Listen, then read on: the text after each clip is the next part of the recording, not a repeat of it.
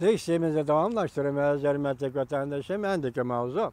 Prezident Trump zazı Cungo-perest mi yoki Cungo'ga qarshi mi? Reis Xi Jinping biraz jiddiyleşip kaldı. Mavzuli xabar 1 ayning 19 günü Germaniya dolqinlar andan va Nitor betida e'lon qilindi. Xabar mundaq boshlandi. Bu Prezident Trump Cungo-perest mi emasmi deb bu mavzuni bundaq qo'yish sal jizlashib ketgan mavzu bo'ldimi? Qandaq men toza tushunolmadim. Bu davlatlararo bir perest yoki Cungo-perest yoki Amerika-perest deydigan gap yo'q-da. Bu davlatlarning munosabati davlat xarakterlik, davlat darajalik bo'lgan munosabatdir.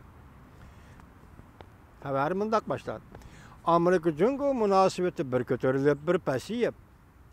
Prezident Trump vazifaga o'ltirishdan burun Cungo'ga solgan tahdid, ko'lbiyi aramgoy Xi Jinping bilan uchrashish, Twitterda fikr qoldirib, Cungo masalasida Cungo Chavshan masalasi kuch chiqarmadi deb tanqidlash, oxirida Cungo'ni ziyorat qilish. Navbatdagi bugungi kunda davlat bexatarligi strategik siyosat e'lon qilib, Cungo'ni raqobatchi deb bekitish qatorliq bir maydon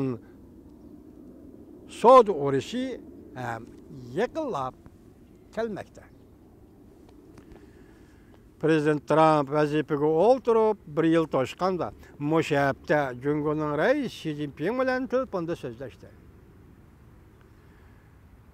Xinhua xabar qilib mundaq ko'rsatdi. Xi Jinping o'tgan 1 yilda ikki davlatning munosabati asosan muqim bo'ldi. Dedi, lekin ikki davlat oldimiz qarab harakat qilishimiz kerak degan so'zni qo'shib qo'ydi. Xi Jinping Amerika Chavshanni go'raga qo'yib xato qilyotdi dedi. Cungo mutaxassislari Amerika-Cungo munosabati to'g'risida bevosita fikr qildi. Cungo Xalq universitetining professori Xi Jinping Germaniya dolqinlariga mundaq dedi. Prezident Trump vazifaga o'ltirgan 1 yil ichida Amerika-Cungo munosabati haqiqatan yaxshi bo'lmadi.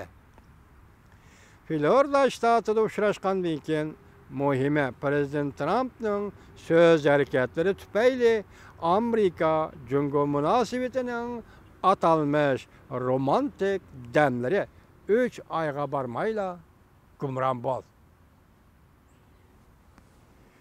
O'tgan yil 7 ayning oxirida Prezident Trump Twitterda fikr qoldirib, Cungo meni umidsizlantirdi dedi. Bizning ahmoq davlat rahbarlarimiz ularning, ya'ni Cungo'ning har yili savdo tijoratda bir necha 100 milliard dollarga erishishiga yo'l qo'ydi. Lekin ular Chavshan masalasida bizga hech qanday ish qilib bermadi. Faqat quruq gap qildi dedi. Biz sabr toqat qilib tura olmaymiz dedi Prezident Trump. Bu to'g'ri biz bu yil 8-7 oyda so'zlaganligimizni mush mazmunlarni allaqachon vatandoshlarga yetkazib bo'lgan edik. Hozir bu yerda xabarda qayta takrorlanib. Xi Jinping mundaq ko'rsatdi. Cungo'ning professori mutaxassis. Prezident Trumpning Cungo strategiyasi Chavshanni go'raga qo'yish bo'lgan bo'lsa, bu chiqam mag'lub bo'ladi.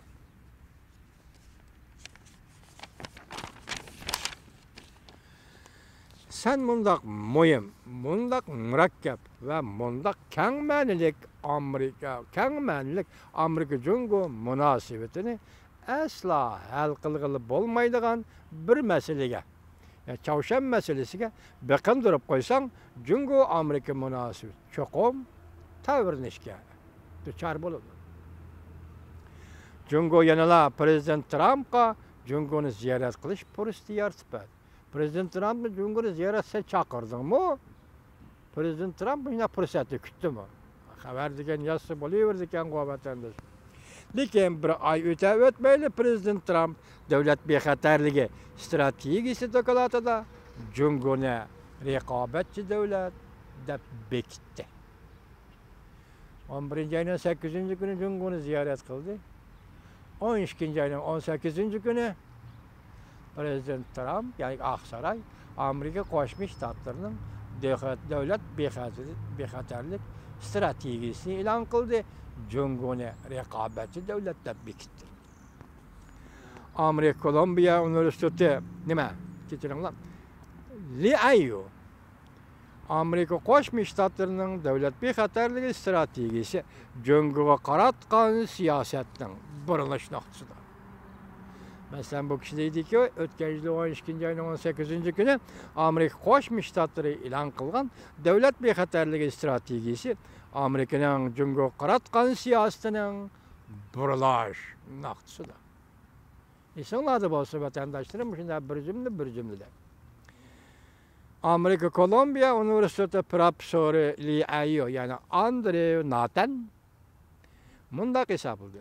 O'tgan yil 12-oyda prezident Trump o'tirg'i chiqargan Amerika Qo'shma Shtatlari davlat bexatarligi strategiyasi Amerikaning jungo siyosatining burilish nuqtasidir. Jungoni Rossiya bilan bir qatorda raqobatchi davlatlarda bekitganligi Amerika jungo o'rtasidagi hamkorlashish omillarini zo'r darajada tuvallatdi. Masalan, Amerika bilan Rossiyani bir qatori qo'yur. Amerika bilan raqobatlashadigan raqobatchi davlatlar deyishning o'zi oxiri jungo bilan Amerika hamkorlashishning omillarini zo'r darajada tuvallatdi. Andrew Nathan mundaq ko'rsatdi. Xitoy ismli ayyukan, asli ismi Andrew Nathan ekan. 2018-yili Amerika jungo savdosi intayin qarama-qarshi bir bosqichga kirib qoldi. 2018-yili Amerika jungo savdo tijorati intayin qarama-qarshi bir bosqichga kirib qoldi. Alomatlar oshkorildiki, Washington jungoga ma'lum shaklda savdo tadbiri qo'llanadi. Xinjiang mundaq ko'rsatdi, boshqa professor. Agar prezident Trump jungoga savdo embargosi yurgizadigan bo'lsa, jungoning haqiqiy qarshi ostida qisqa muddatlik savdo urushi yuz berib, har ikki taraf jarohatlanadi. Bu Xinjiangning ko'z qarashi. Harbiy tayyorliklar raqobati üstel üstüge qo'yilmagan muhim so'z deymisidir. Çavuşan ve Soda Amerika jungo munosabatida üstel üstüge qo'yilgan masalalar. Çavuşan meselesi, Soda meselesi Amerika jungo munosabatida üstel üstüge qo'yilgan masalalar. Xinjiang mundaq hisobladi. İki davlat o'rtasidagi harbiy tayyorliklar musobaqasi yoki raqobati intayin chunqur. Lekin bir tarafi shuki, azaldan bu to'g'rida ikki davlat suhbatlashib boqqan emas. Dünya tarixida darajadan tashqari davlatlar o'rtasidagi talash tortishlar strategik kuch va strategik makon masalasi bo'lib keldi.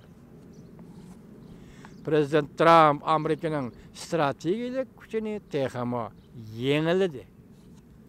Prezident Trump Amerikaning strategik kuchini texmo yengildi. Xi Jinping bo'lsa, kechiringlar, armiyani kuchaytirish iddiasini o'tirib qo'ydi. Nima deydi? Prezident Trump hukumati Amerikaning strategik kuchini yengildi. Jungoning raisi Xi Jinping bo'lsa, armiyani kuchaytirish iddiasini o'tirib qo'ydi. Gapning ma'nosi mana shu yerdadir.